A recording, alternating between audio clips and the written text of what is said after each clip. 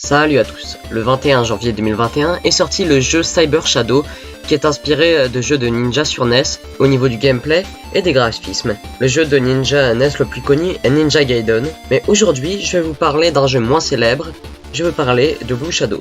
C'est parti.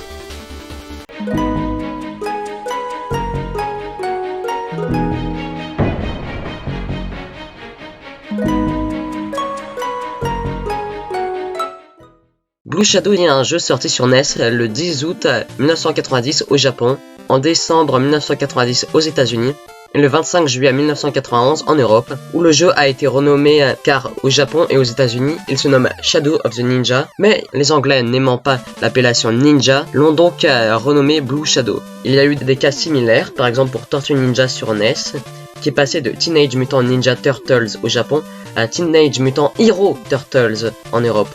Pareil pour Ninja Gaiden qui est devenu Shadow Warriors. Ce jeu est développé par Natsume, c'est-à-dire ceux qui ont fait Power Rangers Time Force et la série des Harvest Moon, et édité par Taito. L'histoire se passe en 2029, où un homme a réussi à prendre le pouvoir aux États-Unis et se fait surnommer l'empereur Garuda. Garuda a mis les États-Unis dans la mouise grâce à une armée de robots et a mis sa base à New York, où la statue de la liberté et les tours jumelles sont encore debout, bien que les tours jumelles ont été détruites en 2001. Pour vaincre Garuda, seules 2 personnes se sont levées pour le tuer. Ce sont des ninjas. Ils se nomment Hayate et Kaede, ils font partie du clan des Iga.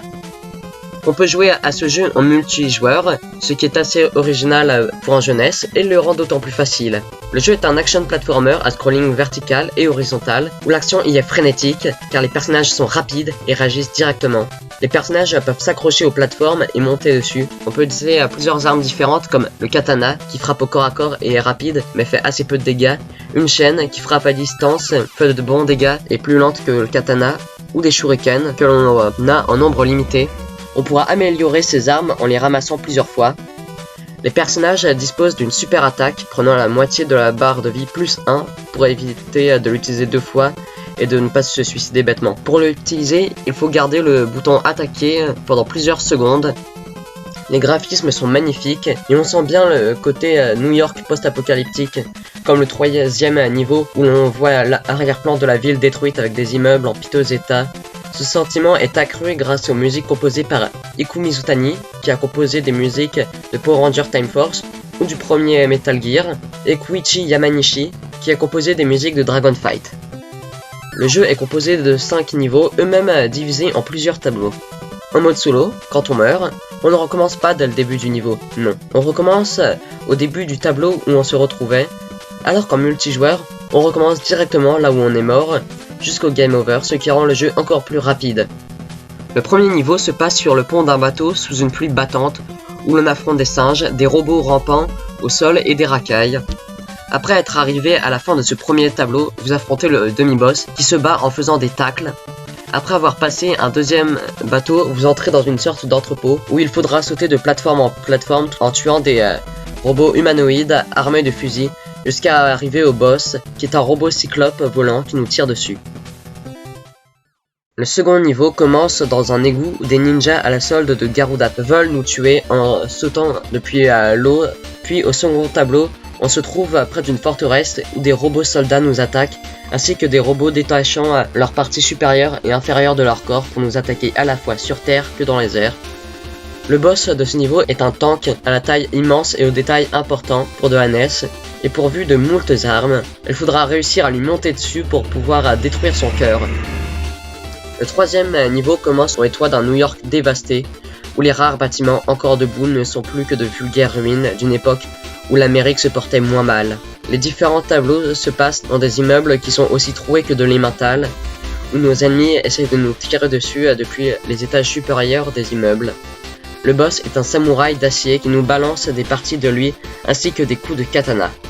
Le 4e niveau commence dans un aéroport où il faudra se battre contre des canons et des soldats, puis après avoir pénétré dans une forteresse où l'on affronte des shinobi, on passe par un gigantesque ascenseur, puis on fait face au boss qui est une sorte de dresseur d'aigle qui, après s'être fait battre une fois, s'est transformé en gargouille pour nous affronter une seconde fois. Le 5e et dernier niveau commence dans un New York dévoré par les flammes, et le brasier est tel que le ciel devient noir, Puis, peu après, on finit par pénétrer dans la forteresse de Garuda, où il faudra éviter les tirs d'énergie et les robots lançant des fulgures au poing. Arrivé au bout de tout cela, il faudra gravir une immense tour gardée par de nombreux soldats. Mais si vous arrivez à tout cela, vous arriverez enfin face à votre ennemi, Garuda, qui se transforme en un terrible monstre pour nous affronter. Le combat est épique, car il se déroule au-dessus de la ville, sous 2 statues de dragons qui nous toisent de leurs regards vides, tout en nous crachant des boules de feu. La musique donne au combat un côté épique. Au bout de tous vos efforts, Garuda agit à vos pieds. Mort.